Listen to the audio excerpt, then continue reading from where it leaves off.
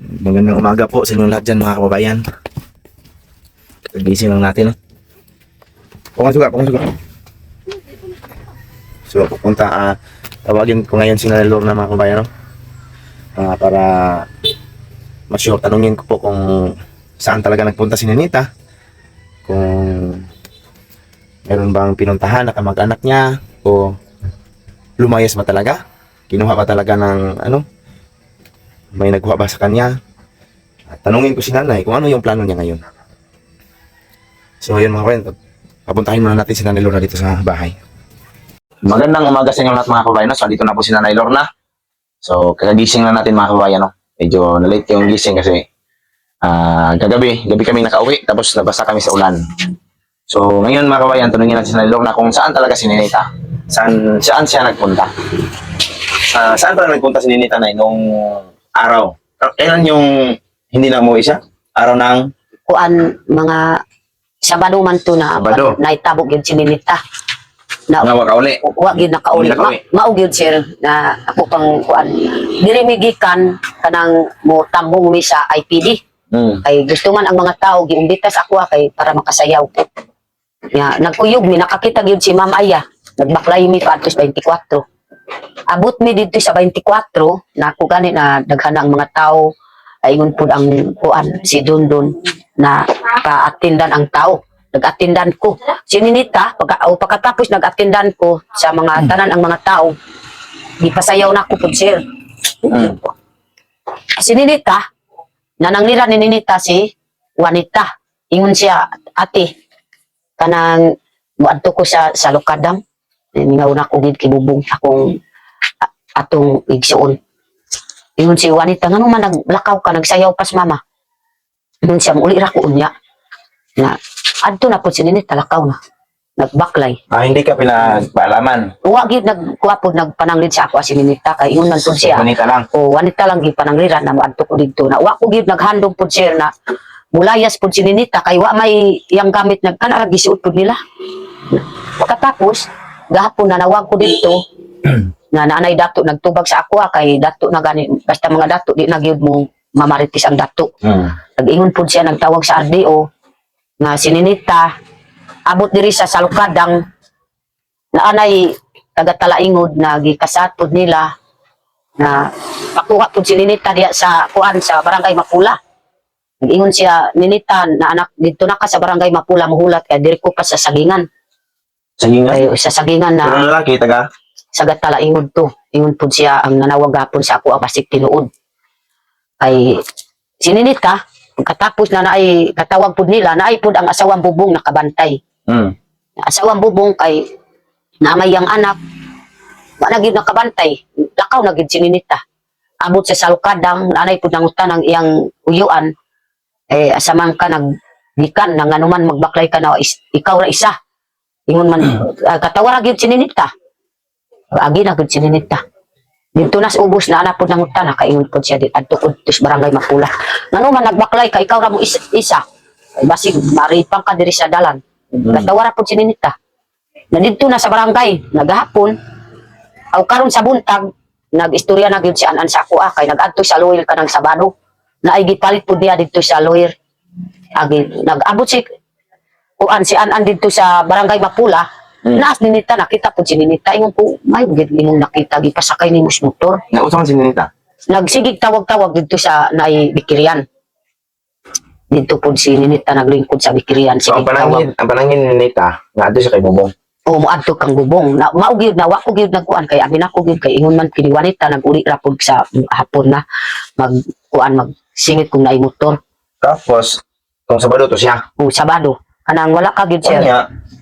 Wala ka kabalo itong Sabado, ka nagdahon itong Sabado nga nilaya siya. O, wako gani gahon kay. Saan pag-una naman itong Sabado?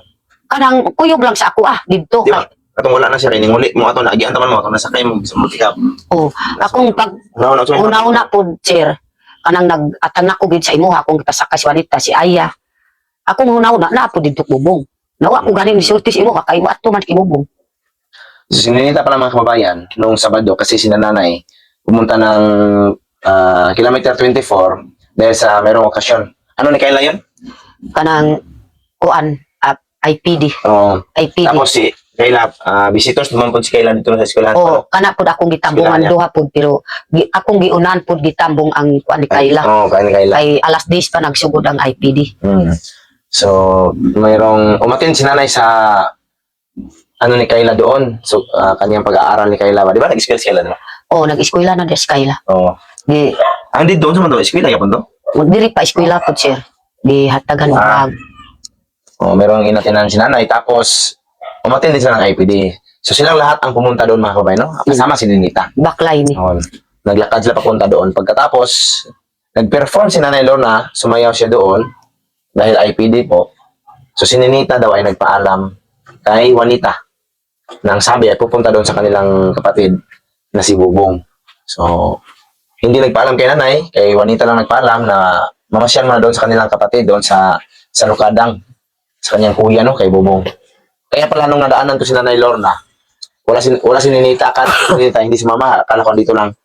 Nakita ko si Tatay, si Juanita, si Nanay, yung mama niya, at saka siya ang sumakay sa multicab, no? Kasi mayroon na akong karga na mga bata, mga athlete na galing sa laro. Kaya hindi nakasakay si Nanay, si Tatay ang nakasakay, si Juanita nakasakay mama niya, kasi mayroong anak si Juanita. Tapos, ang nangyari mga kabayan, nakita ng aming kapitbahay, sabi niya ngayong umaga lang kay Nanay Lorna, na nakita niya si Ninita doon sa Mapula, barangay Mapula, no, naka-cellphone. Cellphone. O, nagsi-cellphone daw. Tapos, Dito na lawyer pud sir. sa lawyer? O Sa lawyer? namalit na si An dito sa lawyer sa unahan sa barangay Mapula. Paglingi pud nila naa na si Ninita nagsakay nagbuto. Paadto pud dito sa tapak sa Panaga. Kay dito na nag-agi sa panulong sa tapak. Asa ba na mo lapos ning dalan dili sa Panaga? Di ba logo? Sa Kibalog. Balog yapon. Kay naamay gipus-pus ni Ninita magtrabaho. Tanawa unya. Kay Sino dai yun? di si Ninita gyud nag-istorya sa ako kanang Sabado. Ingon siya ma, nay akong gipus. Nag-istorya pa gyud sa ako. Abi na ako gyud kanang way klaro pud ang iyang istorya. Ingon si Ninita, ma, nay akong gipus na gusto ko gyud na magtrabaho ko. Di na ako mo eskwela. Ingon pud siya. May guna si mga. Naduha na kaadlaw wa gyud nag-eskwela kanang Huwebes ug Biyernes. Wala sa nasulat ko na eh. Wa gyud nag-eskwela. Nag-uban pud sa ako adto sige kog yaw-yaw dito sa dalan. Kanang didto mis kidilog. Sige kog yaw-yaw. Ang dalan diha nay, padulong, nay mo gawas og panabo, no? O naay mo gawas pud diri sa Santo Tomas. sa Juan Tutumas na idalan pa ato diha sa Butay. Naapod ato giagyan pud diri na dapat Dito magian. Dito magian ron. Kaya kay lang side to. Pero di agi pa daw sa tapak daw. sa tapak ng panulong kay naamay siya na nakakita. O atong pangitaon ganit kung naapod dito Oo. Tapos mga kabayan, pagkatapos makita ni Ate An doon sa Mapula, kasi sila, nadaanan lang ni Ate An ba? Pagdaan niya papuntang lower, nakita niya si Ninita sa gilid ng kasada daw, nagsi-cellphone. So wala lang din sa kanya, kasi baka naman siyang may kasama. Pumunta siya ng lower, Mapula, kasi may binili. Pagka daan ng mga ilang oras siguro, nakita niya, dumaan si Ninita, sumakay ng motor, papuntang tapak. So, siguro wala lang sa kanya, tinignan lang niya kasi mayroon mga kamag-anak doon. O baka kamag-anak ni Ninita yung kasama. Kaya ang nangyari ngayon mga kabayan, si Ninita nakita niya papunta doon papunta sa tapat. At papunta doon kung sa tapak, posible mga kabayan, kung papunta sa tapak, so ang posibleng pinuntahan niya ay siguro dito sa Butay. Asa ito sa gikan nato sa Butay ba? sa Butay. Ay mo iyan. Oh, basig dito na pud. Ang kwan pud sila kanang wa gyud na mahal ni Nita. Nagbaklay antud na adto dito way gid maayo na kwarta. No, wala man. Kaya ara ang akong gihatag na isa na ka adlaw 50 taras kanang halin sa kabuti. Oh, naulot na pud nila. Unsa pay akong usab gihatag. Kasi na sa imong kaliwat no. Basig Sa Butay. Istingan ta mo radyo dito. Katong radyo na lagi. ako pang Kasi kung lumayas talaga siya mga kababayan, makaadto ko sa salkad ang kay dito bumunta siya na papunta siya ng tapak. So wala namang ibang labasan doon kasi ang papuntang bukid na close naman. Na-close kasi napakataas ng landslide. Tapos ilang portion po ang merong landslide na wala talaga yung kasada. So hindi madaanan. So posible pumunta siya ng Butay, lalabas ng Tibalog, no? mo kibalog. O Tibalog siguro. Tapos, ano sa ito yung lalaki nga nagtrabaho sige nga? Kuan. Basig asawang bubong kay balos na lang sa lalaki na lumad to. Na ingon po siya pagulat ng minita diya sa ako sa barangay Mapula kana ako pa diri sa bingan na pay akong trabaho. Na dito na, umayong pagid ko nakaibalo ko siya naakas ko po dito. Huwag mo na ka na eh. Wa ko kinakaibalo. Tanawa gapon o kanang naguli ka po diri wa ko gid nakingon sa imo Sabado. kay muadto man po siya sa lukadam Sa Sabado. mo kanang Sabado. Nagahapon pagid nakaibalo ko layas na. Nari siya kakontak. Nay kakontak ko. Sa na yung plano mo trabaho na siya? May gipost po niya. Ingon man po ang buntag kanang Sabado yung siya, manay ako gipost na trabaho na ako para makatulong ko po sa imo ha. Nga naman, trabaho ka, nag-eskwela man ka. Di na ako nag-eskwela. Ang daw yung siya. Ay, sige man po siya, ingon po siya, di eskwela, pero pagkalunis, eskwela man po siya. Maugib ka ng murag mo abot ang iyang pangutok po, ang pangisip po nila, kanang mawala-wala ba. So, Nawa pa yun. Kana po iyang isuot ka ng diyakot. kasi niya nadala. Wala. Nagpasiksik pag yun sininita. Dili tang taon iyang isuot. Nagpasiksik po sa iyang sayal. Sa ato pa. Posible ni Kuyog sa atong uwan. Hindi kang trabaho. Kung mangitag trabaho, kung trabaho, unay maggamit ko nila. Pananglit po sa ako ang tarong. Ano? Ikaw po si ma'am. Kay nag-interview man po si ma'am sa akong balay, kay Dinita. Basta na ay manawag sa imuha, ayaw tumayi. Kung na ay lalaki manawag sa imuha, nang manguyab, na po siya nilita na. Kung manguyab ka sa ako, anak, naman po akong mamanay akong papa, pag ani biris balay, ayaw ko kuha po dito sa lain na lugar. Problema kung sininita talaga yung nag-desisyon na magkita tayo doon. Hindi nga nagpaalam sa inyo. So, isa lang talaga yung posibleng pinuntahan ni Tamakway na pumunta siguro na kung tibalog sila, patalaingon. So, posible sila makadaan. Pag dito papuntang Bukidnon, hindi sila makadaan talaga. Kung maglakad sila, posible makadaan sila. Kasi mataas po yung kalsada na nawala ba? Nahulog, gumuhong lupa, tumabon sa so hindi na madaanan ng motor. Mahirap na dumaan yung mga tao. Kung may makadaan siguro motor, pero malaki yung bayad. Kasi pasanin man yung mga motor. So, kung sa may plano ano mga tanong dito kung naba sinilita. Oh, ato ang Sa may decision mo. Wala ka plano nga ipa-record sa pulis? ako po sir, gusto ko gid akong iparikod po sir sa pulis para automatic gid makita. Kung di tayo iparikod sa pulis, di tayo makita. Sa sagingan gyud ang ako ang kuan kay na may kasyat niya ng trabaho sa sagingan. Kung asa dapat sa sagingan, mao gid ipabratil po ng pulis po sir. Kung di tayo pabratil, di tayo makita. Okay, pwede nga po. Kung naay lalaki nagdala, ipadala po sa pulis dire. Mao gid akong gusto po sir. So, gusto ni nanay mga kababayan, ipa-record ko daw sa pulis no? Para madali daw mahanap. Pwede rin yan.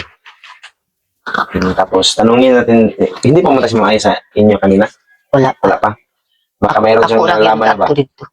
Kasi sabi niya man kagabi na ano siya sa Facebook ni Nita. I-search niya doon. Mag-searching si Ma'am Aya daw. Sabi niya kagabi mga kababayan, na ano ba yan? Parang investigahan niya yung Facebook ni Nita. Baka gamit yung Facebook ng kanyang anak. Baka friend sila ni Kubay o ni Arlene Joy. So, pwede yung magamit ni Ma'am Aya para matanong-tanong yung mga friends doon. Posible man ngayon ay nag-post man talaga yung si Nita. Mahilig ba yun sa posto? Oo. O posible baka makakomment doon si Arlene Joy kung hindi lang ma-block. So, or baka kontakin ni Ma'am Aya yung friends ni Nita. So, tanungin natin si Ma'am Aya mamaya. Oo. Kung meron na siyang nakitang mga idea kung nasaan pumunta. Pwede rin, mabuti din na i-record doon sa pulis mga kabayan. Kasi tulad nung pagkuha namin doon sa Cagayan, natagalan kami kasi hinanapan kami ng police blotter. No? Police blotter na nagpapakitang totoo talagang lumayas. Kung sagingan, yung posible kung nasa sagingan nagtrabaho yung kanyang kachat. So sa sagingan ba siya manarbaho? Oo. Unsa may kuan. Basik na ay lumad man to. Ngun siya kanang nanawag sa ako sa RDO. Kaliwat ninyo na eh. Ang basik. Man tagyo na kay balo. Ingon man pud siya taga Talaingon. Kasi Pero nila ang asawa ni Bubong nakahibalo siya. nakahibalo mao gid ako ang atuan po dito para kay nagbantay man pud sa iyang bayaw nagtawag. So doon sa Facebook. Oo, ato ang atuan karon kay So, para ato ang posible mga kabayan, yung kanyang manugang, asawa ni Bubong, posible na alam niya kung sino yung lalaki siguro na tumatawag kay Ninita. No? Oo, kay makabasa man pud siya na mga Posible. So tatanungin namin si pangalan ito na kanang asawa mo Bubong? si Dindin. Tatanungin namin si Dindin kung kilala niya ba yung tumatawag kay Ninita o katawag ni Ninita. Baka babae o lalaki? Lalaki. Lalaki ka po. Hindi ka uyab niya na Basi uyab pud nila wa tagid nakahibalo. Kung iyang uyab na kana gid akong matingala kung trabaho ka na imong gamit ng dala. Dili parehas ka nang adto pud naglayas dito Ako. sa Cagayan de Oro na dako ang iyang bag kanang puno pud ang bag pud nila. Kay wa gyud nagdala kay basig makabantay ko gyud. Ingon basig na ihuna-una pud nila. Di ko gyud mo dalang kuan. Basig makabantay si mama, basig matingala. Nahay akong mga gamit gidala. Ano? So, ang pinagtakahan na ni Lorna mga kababayan, kung magtatrabaho daw, hindi siguro na magtrabaho kasi wala mang gamit na dala. Kung magtatrabaho si Nita, dapat daw maraming dalang gamit.